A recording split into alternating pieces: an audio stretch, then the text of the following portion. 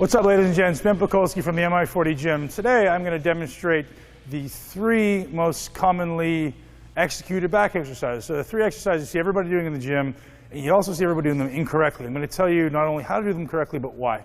Bent over barbell rows. Everybody who's trying to build a big back does heavy bent over barbell rows, and myself included. For the last 10 years I've done heavy barbell rows and never built a back. And why? It's because I was doing them improperly, and I was allowing my body to use my strengths, or I was using momentum or inertia to carry me through the movement and never actually contracting my back effectively. Certain parts of my back developed, certain parts of my rear delts developed, or my rear delts developed really well. I was never able to develop my back because of these few little intricate details that I was overlooking that I wasn't aware of.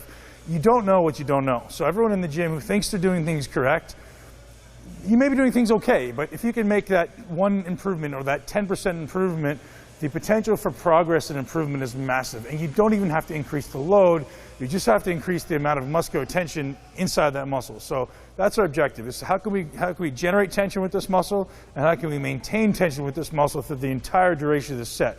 So when we talk about time under tension, how much time under tension is necessary for growth? Well, science will tell you somewhere between 30 and 60 seconds is ideal for hypertrophy. Well, guess what? Most of you, when you're executing a back movement or any movement, are probably getting about 10 seconds of total time under tension because it's in and out. As far as the actual amount of time that muscle is under tension is usually sporadic and spread out somewhere in the middle of the range, and the extremes you kind of lose it and other body parts pick it up. Why does that happen? Because you're weak in those positions. Your body is naturally going to not want to put tension through that muscle. It's going to want to put tension through other muscles that aren't at those lengthened points or shortened points of their range. So your body's always going to try to use the biggest muscles and the ones that happen to be strong or have the greatest mechanical advantage in those parts of the range. So how do we make the muscle we're trying to work have the most mechanical advantage in the exercise? Well, when it comes to back movements, I'm going to demonstrate a bent over barbell row. What we want to do is first and foremost set up the exercise correctly, lock it down in stone, and eliminate the likelihood of momentum or inertia.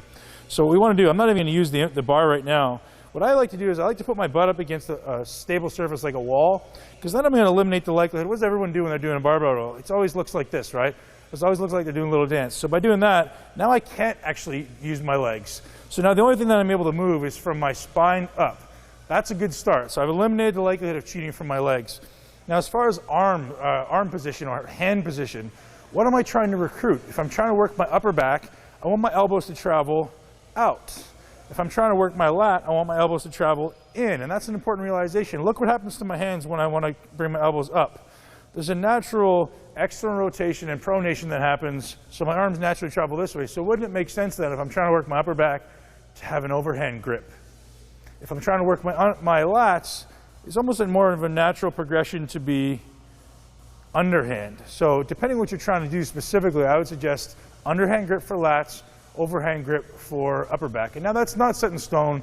That's just what I tend to notice is most effective for most people. But if you're wanting to work your lat, make sure that your elbow is as tucked into the side of your body as you can. So what's going to happen here, a lot of you guys are going to notice, is you get your elbow tucked into the side of your body, there's going to be a lot of likelihood for this to happen. The trap is going to want to come up. That's lengthening my lat. I don't want to lengthen my lat. My goal and objective for every exercise is to get a muscle as short as possible. So I want to depress and then try to extend my arm.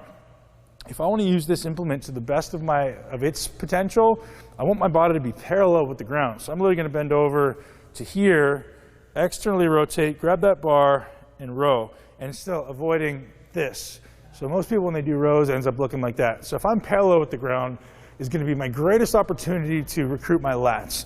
And as I've progressively come up closer to like a Dorian Yates style 45 degree, it's going to be my greatest opportunity to work my upper back, my traps, my rhomboids, my rear delts, simply because the angle of resistance is different. So you guys can see, if I grab this bar and I'm holding it here, what muscles are doing the work? My traps. If I bend over a little bit, what muscles are doing the work? What muscles are being directly opposed by this load?